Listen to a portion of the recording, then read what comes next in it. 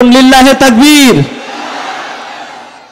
আশেপাশে যদি শয়তান থাকে, শয়তানের জায়গায় শয়তান অবস্থান করবে, ঠিক কিনা? আর এই আল্লাহু আকবার ধ্বনি যখন আপনি জোরে দেবেন, তাহলে শয়তান দৌড়াতে থাকবে, যত আস্তে দেবেন আপনার পাশে বসার চেষ্টা করবে, ঠিক কিনা? তাহলে সেই আওয়াজ এমন ভাবে দেবেন, আপনার পাশে যদি শয়তান থাকে, আশেপাশে যদি শয়তান থাকে, দিল্লির শয়তান দিল্লি যে অবস্থান করবে, ঠিক কিনা? তাহলে সেই আওয়াজ দিয়ে একটু জানিয়ে দিতে চাই, যার শয়তানের কোনো অবস্থান বাংলাদেশে নাই। এই বাংলাদেশ হলো ওলিয়া উলিয়ার দেশ, এই বাংলাদেশ হলো সার্বভৌমত্ব, বাংলাদেশ হলো ওলিয়া উলিয়ার দেশ, শাহজালাল শাহ মাকদুমের দেশ, মাওলানা মতিয়ার রহমান নিজামীর দেশ।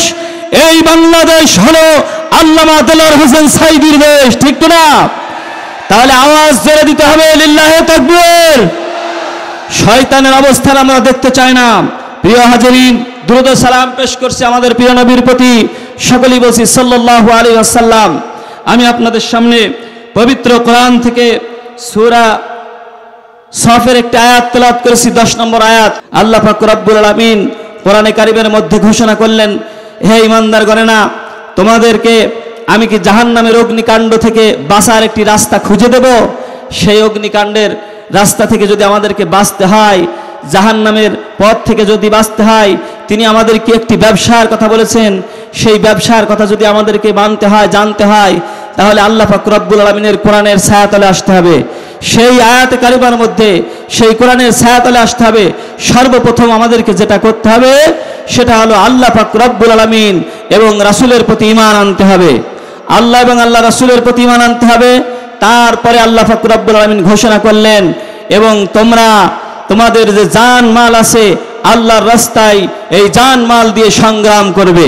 তাহলে সেই জান মাল দিয়ে সংগ্রাম করার জন্য আমরা প্রস্তুত আছি তো ভাই? কারা কারা প্রস্তুত আছেন একটু দুহাত তুলে দেখান। আল্লাহ রাব্বুল আলামিন আমাদেরকে কবুল করুক। আমার ভাইরা, আল্লাহ রাব্বুল আলামিন যেই কোরআন আমাদেরকে দিয়েছেন, সেই জান মাল আমাদেরকে দিয়েছেন, সেই আল্লাহ পাক রব্বুল আলামিনের কাছে আবার আমাদেরকে পুনরায় ফিরে যেতে হবে। সেজন্য আমার ভাইরা, বিশ্বনবী মুহাম্মদ রাসূলুল্লাহ সাল্লাল্লাহু আলাইহি ওয়াসাল্লামের কাছে আল্লাহ রাব্বুল আলামিন যে কোরআন দিলেন, এই কোরআন অনুযায়ী আমাদেরকে জীবন গড়ার জন্য আল্লাহ রাব্বুল আলামিন বললেন। তাহলে আমরা যদি জিজ্ঞাসা করি কোরআনের কাছে, বুঝলাম আল্লাহ রাব্বুল আলামিনের প্রতি ঈমান আনতে হবে, রাসূলের প্রতি বিশ্বাস স্থাপন করতে হবে, জান মাল দিয়ে সংগ্রাম করতে হবে। যদি আমরা করতে চাই তাহলে আমরা কি করব? আল্লাহ রাব্বুল আলামিন ঘোষণা করছেন, তাহলে তোমরা আরেকটু দিকে যাও। আল্লাহ বলেন, ইয়া আইয়ুহাল্লাযীনা আমানু আতিউল্লাহা ওয়া আতিউর রাসূল।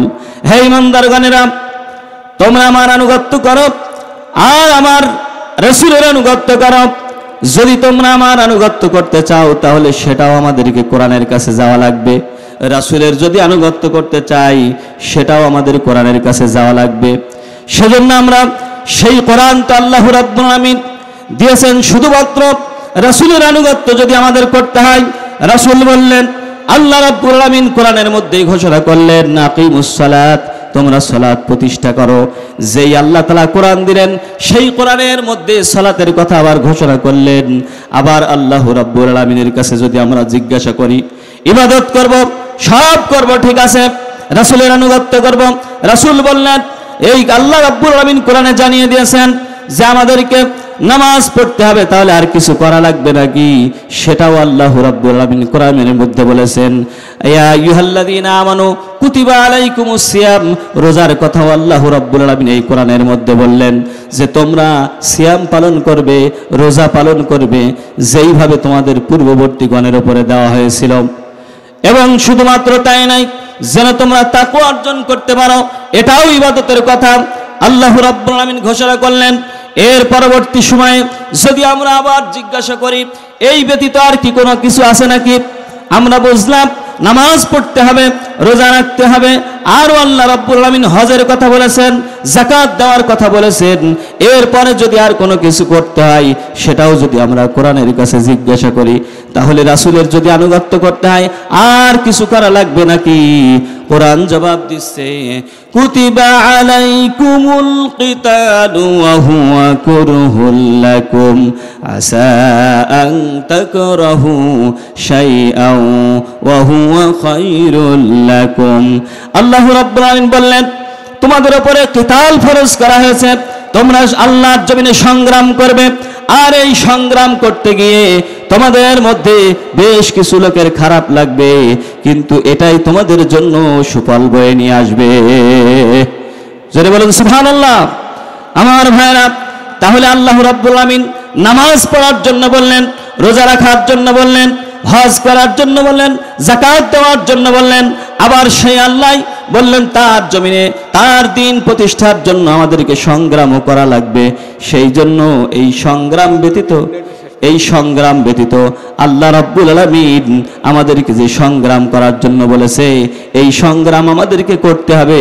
শুধুমাত্র মুখে মুখে করলে হবে না, জানমাল দিয়ে আল্লাহর রাস্তায় বের হতে হবে। ঠিক কিনা আমার ভাইরা? ইতিমধ্যে আপনারা দেখেছেন এই বাংলার জমিনে কোরআনের রাজ কায়েম করার জন্য এদেশের আপমার জনতা থেকে শুরু করে আলেম উলামারা নির্লসভাবে কাজ করেছে। ঠিক কিনা বলুন? তাহলে সেই আলেম উলামাদের সাথে ঐক্যমত পোষণ করে যেই কথা আল্লাহ রাব্বুল আমিন ঘোষণা করলেন, ওয়াতাসিমু বিহাবলিল্লাহি জামিআ ওয়া লা তাফাররাকু, ঐক্যবদ্ধভাবে আমার রুজিকে ধারণ করো। তাহলে সেই ঐক্যবদ্ধভাবে আমরা যদি এই বাংলার জমিনে কালেমার পতাকা উড্ডীন করতে চাই, ঐক্যবদ্ধভাবে যদি রাজপথে নেমে আসি, তাহলে এই শয়তানের আক্রা কোথাও থাকবে না, বাংলার জমিন থেকে উৎখাত হয়ে দিল্লির রাস্তায় চলে যাবে। ঠিক কিনা বলুন? তাহলে কারা কারা রাজি আছেন আল্লাহর কোরআন এই জমিনে বাস্তবায়ন হোক, আল্লাহর আইন এই জমিনে বাস্তবায়ন হোক? কারা কারা রাজি আছেন তো হাত তুলে দেখান। Muslim Times 24. Enjoy the Holy Quran.